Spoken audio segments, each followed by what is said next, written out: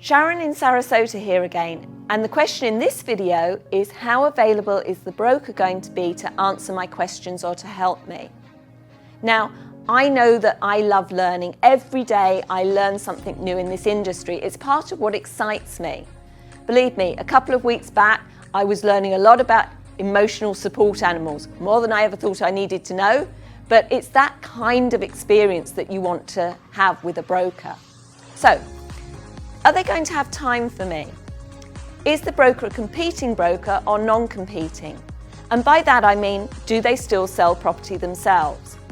Now, especially as a newer agent, I would want to look for a non-competing broker, really because it's very hard to be the servant of two masters. And I know when I was selling, I didn't have time to manage people. And now that I'm managing people, I really don't have time to sell and do both jobs correctly.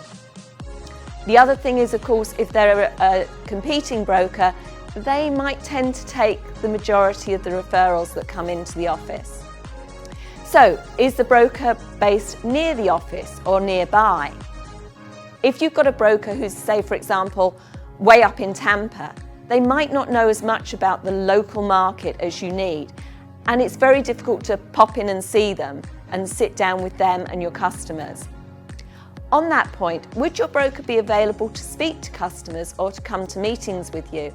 One of the things I really love is going to listing appointments, especially with newer agents, so that you get an opportunity to hear how I really talk about the business and how I talk about the brand. That's a core part of what you need to do in a listing presentation. Ask them, do they do business planning? That takes a long time and it's really essential to you. Ask them how often you're going to meet, especially when you start. And do they run regular meetings? How often and what do they cover? Is it something that's going to be worth you going to? Are you going to learn something? So yes, you're going to be asking that broker a lot of questions, but they're things you definitely need to know.